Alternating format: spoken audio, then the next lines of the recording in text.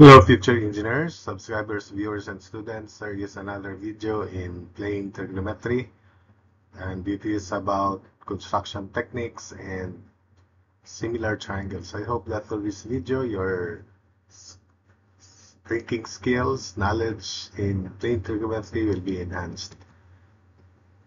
So, use this figure, first problem, use this figure to discuss why the measures of the angles of a triangle must add up to the same sum as the measure of a straight angle. So take note that for a straight angle, the sum is, or the angle is 180 degrees.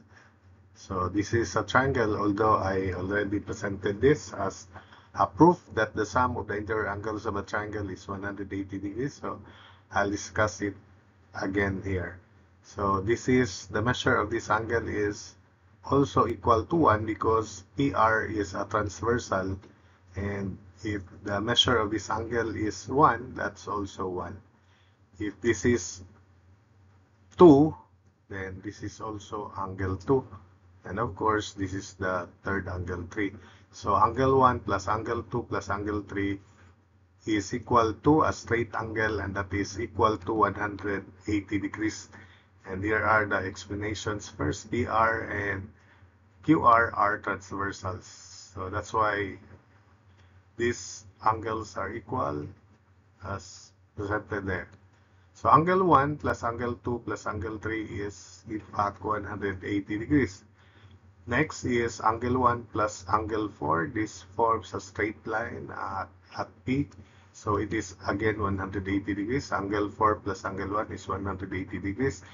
Because angle 4 is equal to this angle here, because this is a transversal, angle 4 is equal to angle 2 plus angle 3 combined. So replacing angle 4 by angle 2 plus angle 3, then we'll have angle 2 plus angle 3 plus angle 1, which is also the same as angle 1 plus angle 2 plus angle 3 is again 180 degrees. And finally, angle 2 plus angle 5 is equal to 180 degrees. And take note that angle 5 is equal to angle 1 plus angle 3 combined, because QR is a transversal. Angle 5 is angle 1 plus angle 3, replacing angle 5 by angle 1 plus angle 3. So angle 2 plus angle 1 plus angle 3 is the same as angle 1 plus angle 2 plus angle 3, which is equal to 180 degrees. We proceed to the next problem. The following techniques is used by carpenters to draw a 60-degree angle with a straight edge and a pair of compasses. Explain why this technique works. So this is the figure. So to lay out this angle, which is 60 degrees, first we establish this straight line. Then near the center of this straight line, we strike an arc, or we draw a semicircle as shown. Of course, the radius of the semicircle is any radius r as long as it is convenient. Then we strike an arc. We first strike an arc with center as the right end of the semicircle. And of course, the radius of that arc is also equal to the radius of this semicircle. So by not changing the radius or the distance between tips of a compass, then we'll have to strike this arc. That of course, the distance from this center to that point is equal to r. And of course, from here to there, it's also r.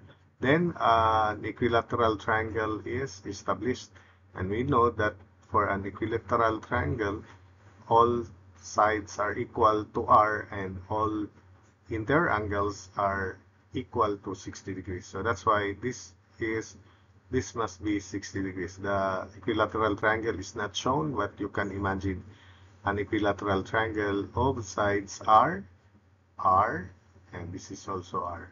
So I hope that that explanation suffices with your expectation. So draw a baseline, which is this horizontal line, and draw the semicircle shown. Then with this center, strike an arc of radius r.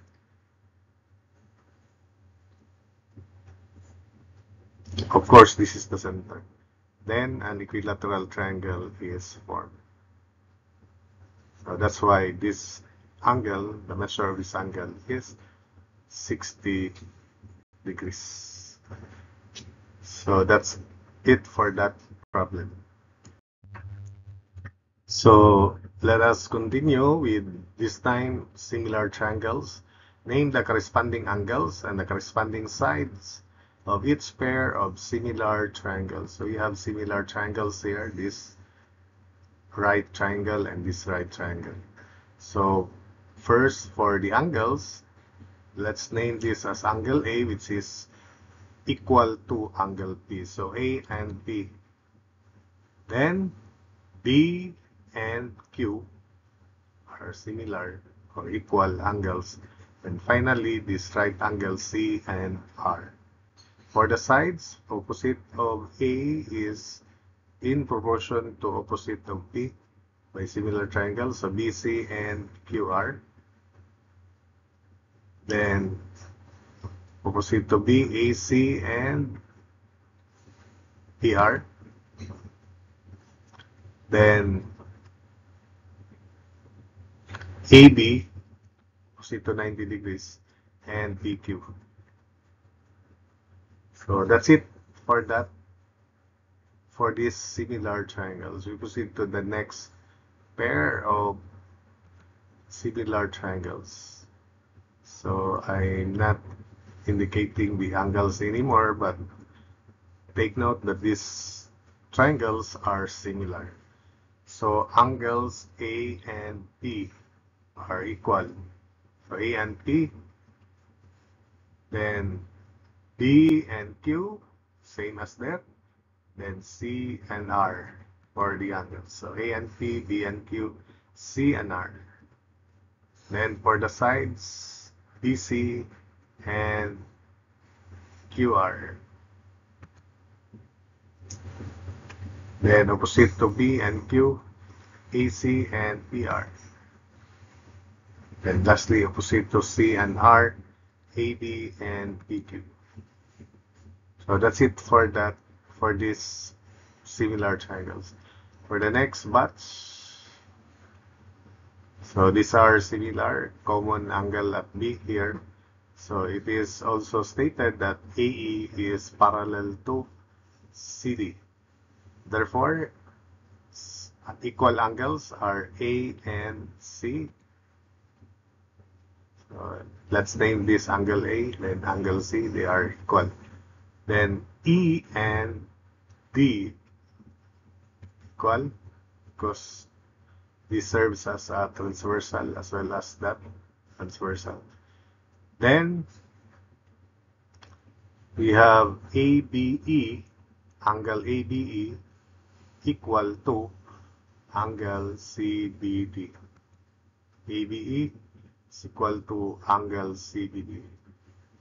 And for the sides, EB is equal to DB. No, proportional to DB. So EB, opposite of angle A, EB is in proportion to opposite of angle C, which is DB.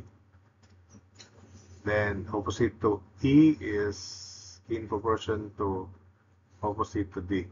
So that is AB and CB. Finally, AE and CD are proportional. Then for the next batch, we have here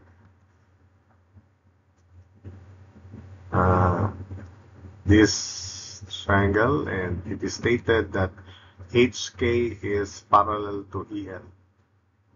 So we have angles E and K equal for the angles. Then right angle F and H, and This triangle EGF, angle EGF is equal to angle KGH.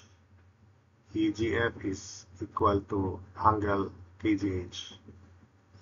Then opposite to E and opposite to K are in proportion. So FG and HG. Then opposite to this 90-degree angle, EG and KG. And finally, EF opposite to this angle here, EF and HK or KH. So that's it for this video.